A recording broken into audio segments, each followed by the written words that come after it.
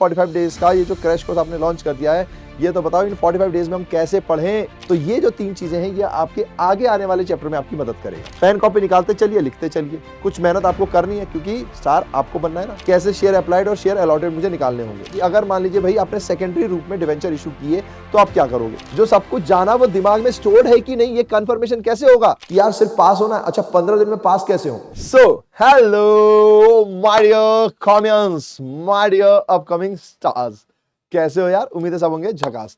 अब भैया जी एक प्रॉब्लम चल रही है कि भैया जी 45 डेज का ये जो क्रैश कोर्स आपने लॉन्च कर दिया है, ये तो बताओ इन 45 डेज में हम कैसे पढ़ें ताकि अच्छे से अच्छे मार्क्स ला सकें। तो आज निको भी आए हैं यही खास बात बताने के लिए। तो निको भी आए हैं, क्या खास लाए हैं भैया जी। तो आज मैं आप सभी के लिए how to complete class 12th accounts in 45 days ये एक रोड मैप लेकर आया हूं, है ना। अब देखो रोड मैप हम कैसा भी लेकर आएंगे आपको उसमें कुछ ना कुछ कमी दिखाई दे जाएगी। क्यों? क्योंकि भैया हर आदमी को एक एक स्टेप ऐसा चाहिए कि सामने वाला बोले और मैं उसको फॉलो करूं। ये पॉसिबल नहीं है। मैं जो रोड मैप लेकर आया हूं वो मेरे हिसाब से आपको ये टारगेट सेट करने, उसके हिसाब से आपको पूरा करना है। बात खत्म। जो पूरा कर लेगा वो कंप्लीट करेगा। जो हर चीज में नुक्स खोजेगा, हर चीज में प्रॉब्लम खोजेगा, तो एक्चुअली में हर चीज में प्रॉब्लम नहीं है, उनके माइंडसेट में प्रॉब्लम हो गई है ना। तो प्लीज आपको थोड़ी सी बातों को ध्यान से समझना है, वीडियो को आखिरी तक देखना है ताकि आपको बेनिफिट हो सके। और जो भी मैंने टाइम पीरियड या जो भी तय किया उसी में आपको चीजों को करना है और आप आराम से कर लोगे। अभी भी अगर आप पढ़ना चालू करते हो तो आप पूरे में से पूरे मार्क्स ला सकते हो क्योंकि अभी काफी टाइम है, ठीक है जी। लेकिन हाँ, तैयारी उसी टाइप से करनी पड़ती है। तो आइए समझते हैं जरा कैसे। तो सबसे पहली चीज तो ये है भैया जी, नो द सिलेबस। सबसे पहले तो आपको भैया अपना सिलेबस तो पता होना चाहिए। है भैया अभी तक ऐसी भी बात है क्या? हमको तो पता है। तो जिनको पता है वेरी गुड, जिनको नहीं पता उनके लिए मैं बता रहा हूँ। टोटल हमारे पास 4 यूनिट्स हैं, जिसमें सबसे पहले अकाउंटिंग फॉर पार्टनरशिप फर्म है, जिसमें 6 चैप्टर्स हैं। अगर आप गुडविल और चेंज इन पीएसआर को एक साथ रख लो, अगर आप अलग रखते हो रिटायरमेंट एंड डेथ को एक साथ रखते हो तो भी आपके पास 6 चैप्टर है। अगर आप सब कुछ अलग रखते हो, गुडविल अलग, चेंज इन पीएसआर अलग, तो फिर आपके पास 7 चैप्टर हो जाएंगे। तो आपके ऊपर है। मैंने नॉर्मली यहां पर गुडविल और पीएसआर को एक साथ पढ़ाता हूं, एक साथ ही रखता हूं। ये आपका 36 मार्क्स का होता है। मेरे हिसाब से आपको 15 दिन में पूरा कर लेना चाहिए। फिर यूनिट 2 की बारी है भैया, अकाउंटिंग फॉर कंपनीज। इसके अंदर 2 ही चैप्टर हैं, इसीलिए आप यहां देख रहे होंगे नंबर 1। यानी सबसे पहले अगर अभी तक आपने कुछ भी चालू नहीं किया तो आप इसको चालू कर सकते हो। इसमें आपके ज्यादा मार्क्स आने के चांसेस होंगे, ठीक है जी। क्यों? क्योंकि 2 चैप्टर हैं और 24 मार्क्स है। उसमें भी ये एक चैप्टर अगर आपने शेयर को 5 दिन अच्छे से दे दिया, ठीक है जी, तो ये आराम से आपको डिवेंचर का 80% नहीं तो 70% कवर करा देता है। फिर डिवेंचर को आप 3 दिन दोगे, आपका कोर्स खत्म हो जाएगा और 24 मार्क्स आ जाएंगे। कम से कम पास होने के मार्क्स के करीब तो आप पहुंच ही जाओगे ना। 80 में 27 पास हो जाएगा, ठीक है जी। समझ गए आप मेरी बात? हाँ जी। तो ये सबसे पहले कर लेना है। उसके बाद आपके पास आता है यूनिट 3, जिसके अंदर एनालिसिस ऑफ फाइनेंशियल स्टेटमेंट में आपके पास फाइनेंशियल स्टेटमेंट का फॉर्मेट होता है, ठीक है जी। फिर उसकी थ्योरी है एनालिसिस की, फिर कॉमन साइज और कंपैरेटिव का आपका फॉर्मेट है, उसमें जो सवाल है वो है, ठीक है जी। और फिर आपके पास आता है अकाउंटिंग रेशियो। ये टोटल मिला के आपके पास 12 मार्क्स का होता है। देन उसके बाद यूनिट 4 है कैश फ्लो स्टेटमेंट, जिसमें एक ही चैप्टर है कैश फ्लो स्टेटमेंट और वो 8 मार्क्स का आता है। मेरा ऐसा मानना है कि भाई आदमी को इस सीक्वेंस में चलना चाहिए 1 2 3 और ये 4। ये कब चलना चाहिए? अब अगर आप पहले शुरू करते तो मेरा मानना है कि पहले से ही शुरू करो, कोई दिक्कत नहीं होती और हम उसी तरीके से पढ़ाते भी हैं। लेकिन क्योंकि अब सिचुएशन ऐसी है तो यहां पर मुझे लगता है यहां से शुरू करना चाहिए क्योंकि ये इजी है ना। और ये 6 चैप्टर करने के मुकाबले में तो इजी ही है और मार्क्स इसमें काफी हैं, 8 मार्क्स काफी होते हैं, ठीक है जी। चलिए अब इसको समझते हैं करना कैसे है ना। कुछ टॉपिक्स होते हैं देखो कॉमन, हमेशा ध्यान रखना। जो रूल्स आपने सुने होंगे 60-40 के रूल सुने होंगे, या कोई 70-30 बोल देता है, कोई कुछ बोल देता है। बेसिकली ये जो 60% है ना, ये आपको पढ़ना है और ये 60% ये 40 को कवर करते हैं। कैसे? आओ मैं समझाता हूं। जैसे मान लीजिए मैंने ये सीक्वेंस आपको दे दिया, अब आप जो भी फॉलो करना चाहो, क्योंकि हर बच्चा अलग अलग टाइप का होता है, उसके स्कूल में अलग अलग तरीके से कोर्स कराया जाता है, तो वो अलग तरीके से जाएगा। इसलिए मैंने यहाँ भाई नंबर ऑफ डेज लिखे हैं कि इतने दिन में आपको ये कंप्लीट करना है। नहीं कर रहे हो 4 घंटे पढ़ो, 4 घंटे में नहीं हो रहा तो 5 घंटे पढ़ो, 5 घंटे में नहीं हो रहा तो 6 घंटे पढ़ो। ये मेहनत आपको करनी पड़ेगी। अब कुछ इंपॉर्टेंट पॉइंट जो ट्रिक्स है वो मैं आपको बता दूं। और ट्रिक्स क्या है ये सबको पता ही होता है, लेकिन फिर भी कई बच्चे कोर्स नहीं पढ़ते, उनको सिलेबस नहीं पता होता, इसलिए वो ध्यान नहीं देते हैं। तो सबसे पहला चैप्टर जो है आपका अकाउंटिंग फॉर पार्टनरशिप फर्म में फंडामेंटल। इसमें आपको पीएल एप्रोप्रिएशन का पूरा फॉर्मेट आपको पता होना चाहिए। 4 जगह प्रॉफिट एप्रोप्रिएशन और प्रॉफिट का डिफरेंस आपको पता होना चाहिए। इंटरेस्ट एंड ड्राइंग के सारे फॉर्मूले आपको पता होने चाहिए। डेरिवेशन की जरूरत नहीं है, आप फॉर्मूले ही याद रख लीजिए क्योंकि एग्जाम में डेरिवेशन नहीं आता है, ठीक है। फिर पास एडजस्टमेंट, गारंटी ऑफ पार्टनर के आपको सवाल करने हैं। बट मोस्ट इंपॉर्टेंटली आपको पार्टनर्स कैपिटल अकाउंट बनाना है, करंट अकाउंट बनाना है। यानी एक ऐसा सवाल कीजिए जिसमें पीएल एप्रोप्रिएशन से लेकर, जिसमें एप्रोप्रिएशन सारे आइटम्स आ रहे हो, उसमें फिर पार्टनर्स कैपिटल अकाउंट और करंट अकाउंट, ये 3 चीजें बन रही हो। अगर आपने ये 3 चीजें बनाना सीख ली तो ये जो 3 चीजें हैं ये आपके आगे आने वाले चैप्टर में आपकी मदद करेगा। खासकर पार्टनर्स कैपिटल अकाउंट और करंट अकाउंट, क्योंकि ये कॉमन है भैया जी, सेम कॉन्सेप्ट पे वर्क करता है। ठीक है जी, तो पहले चैप्टर से आपने टॉपिक सीख लिए, दूसरे चैप्टर से आपको गुडविल के मेथड्स को अच्छे से सीखना है। और चेंज इन पीएसआर जो है वो बहुत ज्यादा है नहीं, उसमें एक तो एडजस्टमेंट एंट्री करना सीखनी है, जिसमें भैया जी अगर फायदा है तो गेनर टू सेक्रीफाइजर एंट्री है, लॉस है तो सेक्रीफाइजर टू गेनर है। ठीक है जी, प्रॉफिट्स के आइटम आपको पता ही होते हैं, है ना, लॉस के आइटम्स आपको पता ही होते हैं। तो एक एडजस्टमेंट एंट्री होती है और एक राइट ऑफ करने की एंट्री या प्रॉफिट को डिस्ट्रीब्यूट करने की एंट्री होती है। तो राइट ऑफ की एंट्री ओल्ड पार्टनर को ओल्ड रेशियो में, सिंपल सा कॉन्सेप्ट है ना। एंट्री क्या हो जाएगी भैया जी, तो आपका partners capital account debit to, जिसको भी आपको राइट ऑफ करना है। प्रॉफिट की एंट्री क्या हो जाती है भैया जी, तो आपका जो प्रॉफिट है अकाउंट डेबिट टू जो भी पार्टनर्स है ओल्ड रेशियो में पटना है ना, खत्म। परंतु मैं ऐसा नहीं मानता, मैं ये कहता हूं कि भैया जी यहां पर आप revaluation account, partners capital account जो आपने फर्स्ट चैप्टर में सीखा वो यहां पे कॉमन लगाओगे, और एडजस्टमेंट ऑफ कैपिटल यहीं पर सीखोगे, बैलेंस शीट बनाना भी यहीं पर सीख लोगे। हालांकि ये देखा गया है कि अब 6 मार्क्स का सवाल आता है तो बैलेंस शीट आता नहीं है, लेकिन आपको प्रॉपर सवाल करना सीखना है ताकि आपकी जो क्या बोलते हैं एबिलिटीज है वो इंक्रीज हो पाए।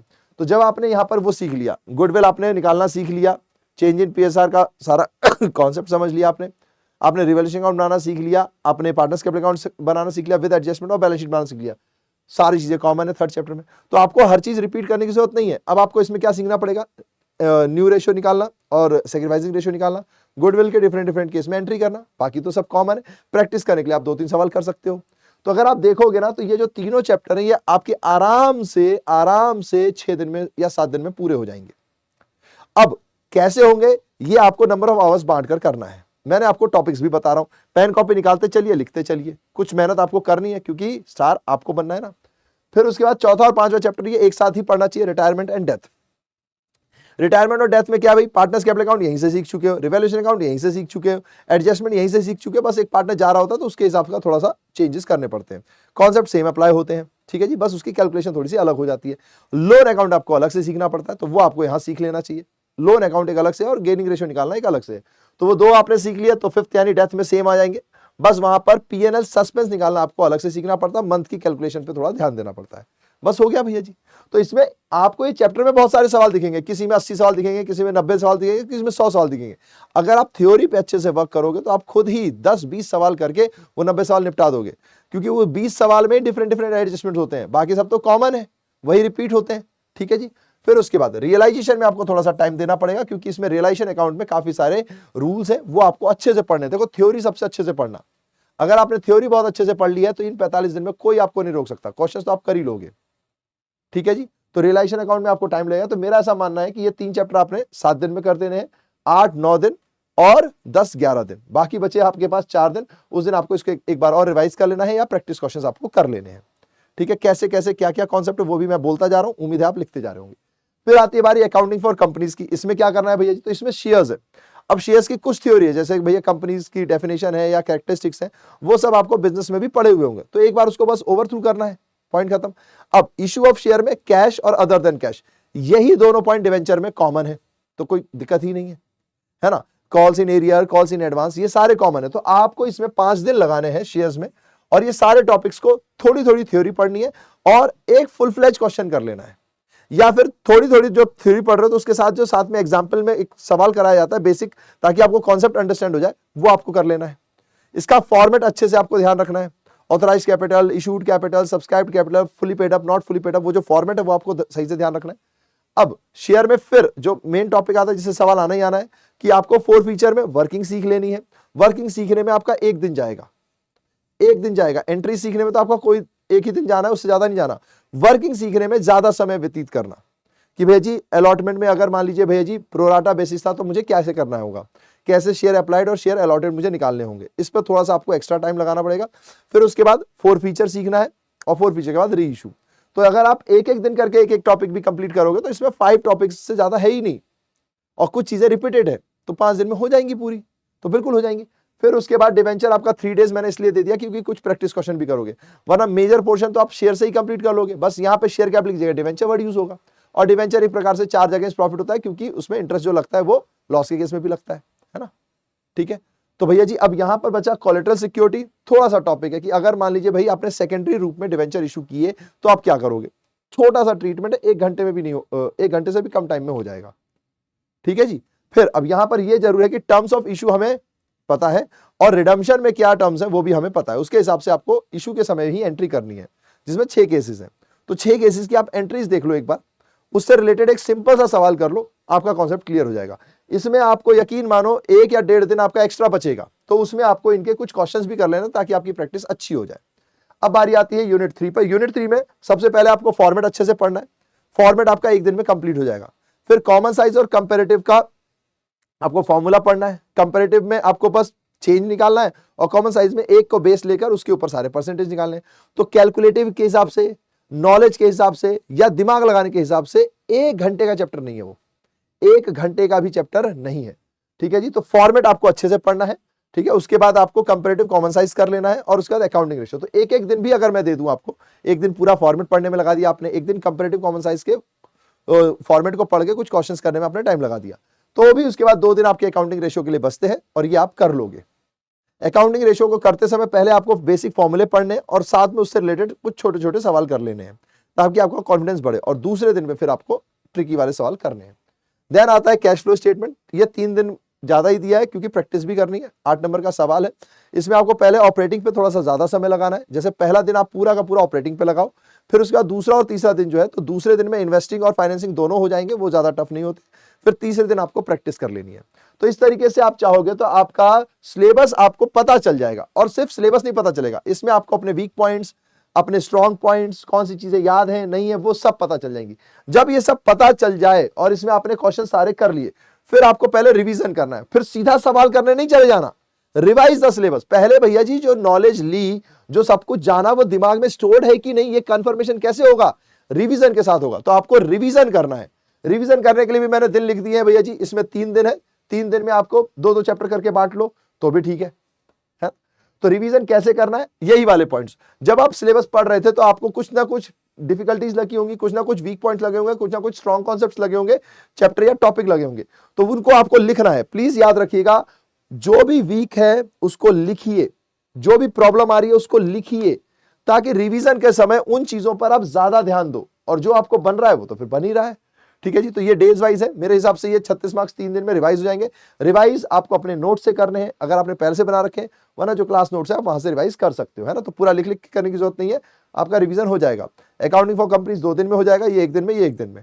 तो ये हमारा यहाँ से रिवीजन भी हो गया, यानी कि भैया जी मैंने पहले सिलेबस को जाना, उससे रूबरू हुआ, उसको पढ़ा लिखा, उसमें अपने स्ट्रॉन्ग वीक सब तैयार कर लिए, फिर मैंने उस पूरे सिलेबस को एक बार अच्छे से रिवाइज कर लिया। 7 दिन, तो 30 और 7 37 दिन। अब जो 8 दिन है, प्लीज सीधा क्वेश्चन करने नहीं जाना है, कोई मॉक टेस्ट वॉक टेस्ट सीधा करने नहीं जाना, पहले रिवाइज करो, दिमाग में बैठाओ चीजों को। अभी अब 37 दिन हो गए, बचे 8 दिन। इन 8 दिन में आपको पर डे या तो एक सैंपल पेपर, या तो एक प्रीवियस ईयर क्वेश्चन, या तो एक मॉक टेस्ट, जो सॉल्यूशन भी आपको दिखाई दे, वो आपको करना है। कैसे करना है भैया, एकदम एग्जाम फॉर्मेट में जैसे आप करते हो, बैठ गए 3 घंटे में सवाल सोल्व करना है। ये नहीं कि कभी इधर घूमने जा रहे हैं, कभी उधर जा रहे हैं, कभी इधर जा रहे हैं, कभी किसी से फोन पे बात कर रहे हैं, ये सब नहीं करना है अपने, ठीक है ना। तो भैया एक एक एक एक पेपर अपन ने सॉल्व किया, जैसे आज एक पेपर सॉल्व किया मैंने, अब मैंने एक पेपर सॉल्व किया, आपका जो मन करे भाई, sample paper, previous year, mock test, कुछ भी, क्योंकि यहाँ नॉलेज की टेस्टिंग होनी है, आपके माइंड में कितना स्टोर्ड है उसकी टेस्टिंग होनी है। हाँ, बस उसका सॉल्यूशन आपके पास अवेलेबल होना चाहिए अलग से, ये नहीं कि उसके साथ क्वेश्चन सॉल्यूशन नहीं, क्वेश्चन पेपर और सॉल्यूशन अलग से। अब आपने क्वेश्चन पेपर सॉल्व किया, ऑफ कोर्स आप सॉल्यूशन से मैच कराओगे, जो गलती हुई उसको उसी दिन लिखोगे, ठीक है जी, ये कंफर्म। अब 8 दिन में आप 8वां पेपर दोगे, अब बताओ किसके 100 नहीं आएंगे भाई, किसके 100 नहीं आएंगे। आपने पहले सिलेबस पढ़ लिया, जान लिया, टॉपिक समझ लिए, इंपॉर्टेंट वीक सारे कॉन्सेप्ट सब लिख लिए, उसको अच्छे से रिवाइज भी कर लिया है ना, और ये आराम से हो जाएगा। इसलिए मैंने आपको डेज दिया, वरना कोई कहेगा इसके अंदर चैप्टर वाइज भी बताओ, टॉपिक वाइज भी टाइम बताओ, तो उसकी कोई लिमिट नहीं है भैया, वो आप अपने हिसाब से देखो, जो आपको स्ट्रांग लग रहा है उसको कम टाइम, जो आपको वीक लग रहा है उसको ज्यादा टाइम। मैंने आपको डेज का टारगेट दे दिया है कि डेज के टारगेट में आपको ऐसे करना है। चलिए, अब भैया एक एक पेपर करोगे तो ऑफ कोर्स कुछ ना कुछ गलतियां होंगी, अगर गलतियां नहीं होंगी तो वेरी गुड, वरना जो मिस्टेक्स होंगी उसको आपको लिखना है। लिखने के बाद लिखकर छोड़ नहीं देना है, सोने से पहले एक बार अपनी गलतियों को जरूर रिमाइंड कीजिए। अगर आपने ये चीज करना चालू कर दी, क्योंकि क्या होता है ना, अपनी गलती किसको पसंद आती है भाई, अपनी गलती तो हर आदमी छिपाना चाहता है, पर जो व्यक्ति अपनी गलती से आंख मिला सकता है, जो अपनी गलती को देख सकता है, सुन सकता है, समझ सकता है, वही आगे बढ़ता है, वो अपनी कमियों पे वर्क करना सीख जाता है ना। तो ये आपको करना है भाई, बिफोर स्लीप जो भी मिस्टेक्स हुई इसको जानना है, और उसके बाद उसका फाइनल रिवीजन करना है। तो मैंने नंबर ऑफ डेज के हिसाब से आपको बता दिया कि किस चैप्टर को कितना टॉपिक, मतलब किस चैप्टर को कितना दिन देने हैं। अगर आपको कम लग रहे हैं तो आप नंबर ऑफ आवर्स बढ़ाओगे, ठीक है जी, पर इस टाइप से करना है। आखिरी के 8 दिन आपको डेली एक एक पेपर सॉल्व करना है, उसका फिर क्रॉस वेरिफिकेशन करना है सॉल्यूशन के साथ, जो मिस्टेक्स है उनको याद रखना है, फिर फाइनल रिवीजन करना है, जो जो गलतियां हुई उसको वापस रिवाइज करेंगे। तो इस तरीके से आपको कोर्स पूरा करना है और आपके 45 डेज में कोर्स कंप्लीट हो जाएंगे। बाकी आपके ऊपर डिपेंड करता है पहले कौन सा पोर्शन उठाते हो। जब हम फुल बैच पढ़ाते हैं तो सबसे पहले हम अकाउंटिंग ही कराते हैं, लेकिन एंड टाइम पे ऐसा माना जाता है कि कंपनी से शुरू करना ज्यादा सही रहता है ना। तो ये मैंने आपको सारा बताया, टाइम वाइम सब सेट कर दिया, प्लीज अब पढ़ना है ना। किस टॉपिक को आप किस चैप्टर में कौन कौन से टॉपिक कॉमन है ये भी मैंने बता दिया। उम्मीद है आपने पेन कॉपी निकाल के लिखे भी होंगे, है ना, और आराम से हो जाएगा। अभी आपको वो वाली स्ट्रेटेजी की जरूरत नहीं है कि यार सिर्फ पास होना है, अच्छा 15 दिन में पास कैसे हो। पता है क्यों? देखो कई सालों से पेपर इजी आ रहे हैं, इसलिए मेरा ऐसा मानना है, मेरा पिछले साल भी ये मानना था कि पेपर ट्रिकी आएगा, नहीं आया, क्योंकि 7 8 साल 9 साल में एक ना एक बार पेपर ट्रिकी आता है। ट्रिकी का मतलब क्या है? जो पुराने पैटर्न है उससे अलग। अब मोस्टली क्या होता है, कॉमर्स है भैया, अब 15-20 दिन में हो जाएगा। कोई ना कोई एक 30 मार्क खान होता है जो कहता है 1 महीने पढ़ के मैंने कर लिया, 20 दिन पढ़ के मैंने कर लिया, गैप डेज में पढ़ के मैंने कर लिया, उसके 95 मार्क्स दिख रहे होते हैं तो लोग लगता है हाँ यार हम भी कर लेंगे। ऐसा नहीं है जी, कई बार पेपर ईजी भी होता है, और क्या पता वो झूठ बोल रहा हो सच बोल रहा हो। तो इसलिए प्लीज मेरी बात ध्यान से सुनिएगा कि पेपर अगर ट्रिकी आता है तो वो क्या होता है। ट्रिकी मतलब कि जो पुराने पैटर्न से सवाल पूछे गए थे उससे अलग पैटर्न से सवाल पूछे जाते हैं, इसी को ट्रिकी कहते हैं। कोई ऐसा तो है नहीं कि आसमान से कोई पेपर बनेगा, आउट ऑफ द सिलेबस तो पेपर नहीं बनेगा। अब होता क्या, अगर आप लास्ट के 15 दिन पढ़ने की सोच रहे होगे तो उस टाइम पे टीचर क्या करे भाई, टीचर को बच्चे को तो पास कराना ही है ना। तो वो उसको वो टिप्स एंड ट्रिक्स देता है जो पिछले 5 साल में उसने देखा कि हाँ यार 5 साल 7 साल 8 साल में ये क्वेश्चन आए थे, तो इसमें से ये आने की प्रोबेबिलिटीज है, चलो करा दो। और फिर अगर वो आ गए तो हीरो बन गए, लीकर भी बन गए अपन, है ना, पेपर लीकर बन गए। और अगर वो पेपर नहीं आए तो फिर अरे तो पेपर टफ भी तो होता है पूरे साल, इसलिए तो पढ़ाया जाता है, तुमसे किसने कहा था 15 दिन पढ़ने के लिए। ऐसे ऐसे कॉन्सेप्ट चलते हैं। अब क्योंकि हर किसी का अपना अपना हिसाब किताब है, तो इसलिए मैं आपसे कह रहा हूं कि प्लीज आप पूरा पढ़ें, पेपर ट्रिकी होगा तो भी करें। अगर आप बिल्कुल ही पढ़ने वाले नहीं हो तो 15 दिन की स्ट्रेटेजी बाद में आएगी, वो तब की तब है, क्योंकि हमें तो सबको ही पास कराना है। लेकिन प्लीज मेरी रिक्वेस्ट है कि आप इसको अच्छे से पढ़ेंगे, 45 दिन बहुत होते हैं, और उसके बाद भी आपको टाइम मिलेगा तो आप और भी रिवाइज कर सकते हो, ठीक है जी। फाइनल रिवीजन करना है, हैव स्माइल्स एंड रॉकेट। और फिर आपके प्री बोर्ड्स भी होंगे तो वहां पे भी आप अपनी चेक कर सकते हो कि आपकी तैयारी सही चल रही है कि नहीं। पहले थ्योरी पे फोकस करें, सब कुछ अच्छे से पढ़ें, उनसे रिलेटेड बेसिक्स क्वेश्चन अच्छे से कर लें, ठीक है जी। टाइम वाइम ड्यूरेशन सब मैंने आपको बता दिया है, ओके। अच्छा हाँ, एक मेरी रिक्वेस्ट है कि भैया जी मेरा ऐसा मानना है कि यार मतलब कितने 6-7 साल से पेपर इजी ही आ रहे हैं, ऐसा कोई बहुत ट्रिकी नहीं आ रहे हैं, तो क्या पता इस साल टफ आ जाए। मेरा पिछले साल भी बहुत माना था, मेरी गट फीलिंग थी कि पिछले साल पेपर इजी आएगा, टफ आएगा, लेकिन नहीं आया, काफी इजी आ गया वो। तो इस साल मेरा उम्मीद है, और इसलिए मेरी आपसे रिक्वेस्ट है 2 सैम्पल पेपर आपको जरूर करने हैं। हालांकि हमारे पास हर टीचर ने हर सब्जेक्ट के बना रखे हैं, इस साल का सैम्पल पेपर आपको करना है क्योंकि इस साल के सैम्पल पेपर बहुत अच्छा था, है ना। इसमें आपको सिर्फ मेरी फोटो दिख रही होगी, लेकिन क्योंकि इसमें व्यू ज्यादा है, नहीं तो अदरवाइज सारे टीचर्स की है यहाँ पे। चलो मैं ओपन ही कर देता हूँ। तो देखो यहाँ पर आपके पास आपको लव सर दिखेंगे, अनुराग सर दिखेंगे, दिव्या मैम दिखेंगी, साक्षी मैम, है ना, आशीष सर, यानी कि हमारे पास सब्जेक्ट के सैम्पल पेपर्स हैं। तो आपको स्पेशली फॉर अकाउंट्स में कह रहा हूं, बाकी सब्जेक्ट के टीचर अपने सब्जेक्ट में कहेंगे, है ना, बट मैं अकाउंट्स के लिए आपको कह रहा हूं कि इस साल का सैम्पल पेपर और जो पिछले साल का सैम्पल पेपर था, ये दोनों आपको करने हैं, ठीक है जी, चाहे जो हो जाए, क्योंकि ये बहुत अच्छे सैम्पल पेपर थे, है ना, इसमें कुछ ट्रिकी पॉइंट्स भी थे, ठीक है जी। तो ये आपको दोनों करने हैं। हालांकि मैं इसके बाद वाला भी कह सकता हूं, अगर आप अच्छे से पढ़ना चाहते हो, पूरे में से पूरे सवाल आना चाहते हो, उसके बाद वाले भी कर लो, लेकिन ये 2 जरूर कर लो क्योंकि इसमें ट्रिकी सवाल थे, ठीक है जी। और उसी हिसाब से हमने सोचा था कि पेपर अच्छा आएगा, लेकिन आया नहीं, है ना। तो हो सकता है इस बार अच्छा आए। तो हमारी दुआएं, हमारी विशेष सब आपके साथ है, हमारी स्ट्रेटेजीज भी आपके साथ है। हमने टाइम ड्यूरेशन भी बाउंड करके आपको बताया कि इतने दिन में करना है तो करना है, जीवन मरण की बात है ये, पर करना आपने ही है, ये आपको ध्यान रखना। शिक्षक खुद से कुछ नहीं कर सकता जब तक स्टूडेंट तैयार ना हो। तो आई एम होपिंग कि आप अब तैयार हो। तो हाई फाई कर लेते हैं इस बात पर। बाकी कोई और भी डाउट है, कुछ भी है, आप कमेंट करो, हम लोग जरूर रिस्पॉन्स करेंगे, ठीक है जी। And at last, thank you my dear comments, thank you and have smile, spread smile, because इससे पॉजिटिविटी फैलती है यार। चलो तो इसी उम्मीद के साथ चलते हैं, फिर मिलेंगे किसी और लेक्चर में। तब तक के लिए tata tata tata, bye bye bye bye bye.